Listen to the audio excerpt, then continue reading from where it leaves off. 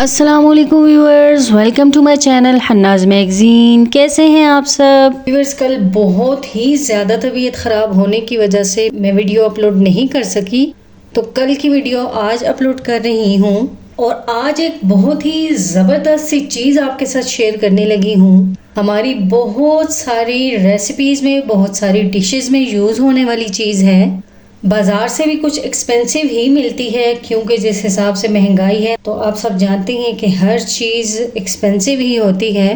और अगर बाजार से मिलने वाली वही चीज़ घर में कम कीमत में तैयार हो जाए तो फिर क्या ही बात है। तो इसी तरह से मैं आज बनाने लगी हूँ कैरेमल सॉस, जो कि हमारी बहुत सारी डिशेस में, रेसिपीज में, डिज़र्ट्स में, केक्स एंड आइसक्रीम्स में यूज़ होने वाली चीज़ है।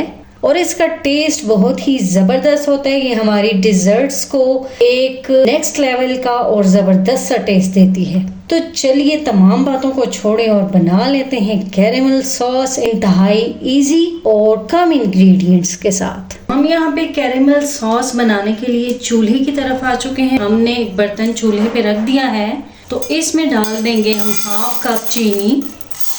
आपको अगर ज़्यादा सॉस चाहिए तो आप ज़्यादा चीनी ले सकते हैं।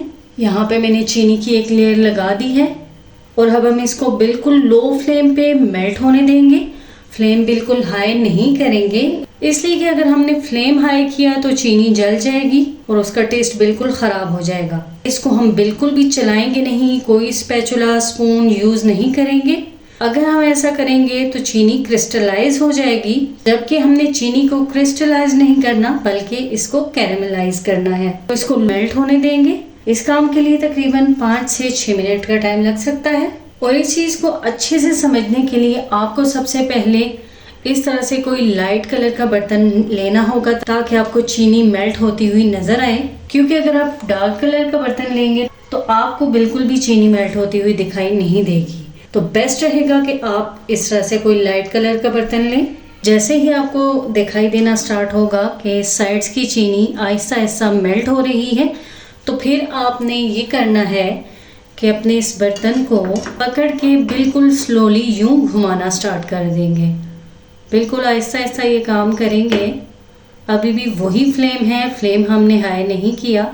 आहिस्ता आहिस्ता इस बर्तन को सारी तरफ घुमाना स्टार्ट कर देंगे। अभी भी हमने इसको चलाना नहीं है, बस यूं सारी तरफ घुमाते जाएंगे। जैसे ही हम देखेंगे कि नीचे की चीनी का कलर चेंज होना स्टार्ट हो गया है, यानी कि गोल्डन कलर में चेंज हो रहा है, तो हम इसको चलाना स्टार्ट कर देंगे। लेकिन फ्लेम हमने वही लो रखना है। अब हम इसको तब तक चलाएंगे जब तक कि ये सारी चीनी अच्छे से मेल्ट नहीं हो जाती। इसी तरह चलाते हुए सारी चीनी को हम अच्छे से मेल्ट कर लेंगे। देखिए चीनी मेल्ट होती जा रही है और साथ ही साथ इसका कलर भी चेंज होता जा रहा है। यानी इस कैरेमल सॉस को तैयार करते हुए हमें एक तो फ्लेम पे ध्यान देना है, और दूसरा ये कि हमें इसको स्टार्ट में बिल्कुल भी नहीं चलाना, कोई स्पैचुला यूज़ नहीं करना। देखिए अब साथ ही साथ चीनी मेल्ट हो रही है। यहाँ पे देखिए सारी चीनी पे अच्छे से गोल्डन कलर भी आ चुका है और सारी चीनी अच्छे से मेल्ट भी हो चुकी है। तो इस स्टेज पे हम इसमें शामिल कर देंगे बटर, यानी कि मक्खन, और इसको मेल्ट होने देंगे। बटर मैंने ली है तकरीबन 1.5 टेबल स्पून। आपके पास जितनी चीनी है उतना बटर ले सकते हैं। बटर के मेल्ट होते ही हम इसमें केयरफुली डाल देंगे तकरीबन 2 to 3 टेबल स्पून क्रीम। ये क्रीम आप मार्केट की भी ले सकते हैं और घर पे दूध के ऊपर जो मलाई जम जाती है वो भी ले सकते हैं। इसको भी जल्दी से तेज़ी से मिक्सअप कर लेंगे। इस स्टेज पे ध्यान रखिएगा, जब हमने बटर शामिल किया था तो भी बबलिंग स्टार्ट हो गई थी, तो जब हम क्रीम शामिल करेंगे तो भी बबलिंग होगी। तो केयरफुल ये वाले स्टेप्स कीजिएगा। जल्दी से इसको मिक्स करेंगे। तो यहाँ पे क्रीम के अच्छे से मेल्ट एंड मिक्स होते ही हम फ्लेम ऑफ कर देंगे। तो देखिए हमारी कैरेमल सॉस रेडी हो चुकी है। अब हम इसको डिश आउट कर लेंगे। यहाँ पे हमारी कैरेमल सॉस रेडी और ठंडी हो चुकी है। अब बारी आती है इसकी स्टोरेज की। तो स्टोरेज के लिए मैं हमेशा रिकमेंड करती हूँ कि आपके घर के अंदर ही मौजूद जार या बॉटल्स आपके काम आ सकती हैं। इस तरह से हम हमेशा पिकल्स एंड जैम्स वगैरह की बॉटल्स लाते रहते हैं मार्केट से। तो अक्सर लोग इस तरह से करते हैं कि इनको यूज़ नहीं करते बल्कि इनको फेंक देते हैं। तो इन चीज़ों को आप फेंका ना करें, ये रीयूज़ हो जाती हैं, बहुत ज़बरदस्त काम आती हैं। इनको अच्छे से धो के ड्राई कर लिया करें। तो फिर इस तरह से जब आप होममेड चीज़ें बनाते हैं तो हम इजीली इन जार्स के अंदर स्टोर कर सकते हैं। तो मैं अपना ये क्रीमी सॉस इस बॉटल में स्टोर कर लूँगी। देखिए कितना ज़बरदस्त और क्रीमी है ये। तो यहाँ पे देखिए मैंने अपना ये क्रीमी और ज़बरदस्त सा कैरेमल सॉस बॉटल में ट्रांसफ़र कर दिया है। इसका कलर देखिए कितना ज़बरदस्त है और इसकी लुक चेक कीजिए कितना शाइनी है। ये बहुत ही ज़बरदस्त बनकर तैयार हुआ है। आप इतने कम टाइम में इतने इजी वे में और घर के इंग्रेडिएंट से अगर इस तरह की ज़बरदस्त चीज़ें बना सकते हैं तो फिर मार्केट से ख़रीदने की क्या ज़रूरत, क्योंकि आप सब तो जानते ही हैं कि home made is best.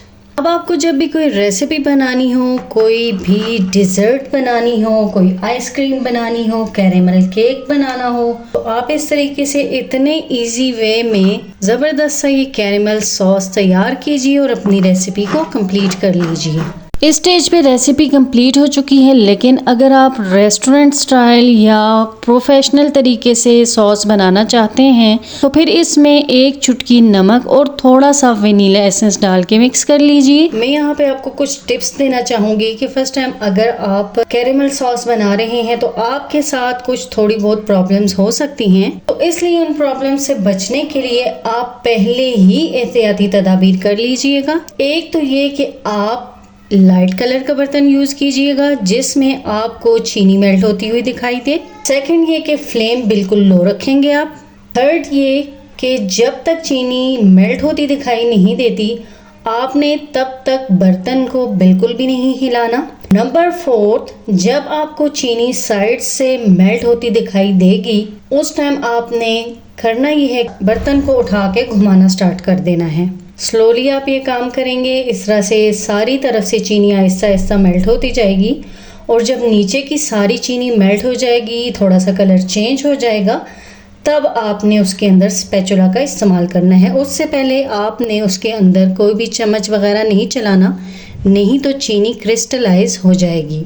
Number fifth, जब आपकी सारी चीनी मेल्ट हो जाए तो फिर आपके पास नेक्स्ट इंग्रेडिएंट्स तैयार होने चाहिए, यानी कि बटर एंड क्रीम बिल्कुल रेडी होना चाहिए, क्योंकि इस स्टेज पे चीनी बहुत गर्म हुई होती है तो एकदम से जलने का खतरा होता है। तेज़ी से जल्दी से बटर डालिए, उसको मिक्स कीजिए और उसके मेल्ट होते ही फ़ौरन से आप उसमें क्रीम ऐड कर दीजिए और फिर क्रीम को भी जल्दी से मिक्स कर दीजिए। बहुत ही आसान तरीका है, लेकिन कुछ टिप्स एंड ट्रिक्स को फॉलो करने की ज़रूरत होती है इसमें। व्यूअर्स, मेरी हमेशा यही कोशिश होती है कि आपके लिए हमेशा इस तरह की रेसिपीज़ लेके आऊँ जो कि कम टाइम में घर के इंग्रेडिएंट से बनकर तैयार हो जाएं और स्पेशली इस महंगाई के दौर में लो बजट हों।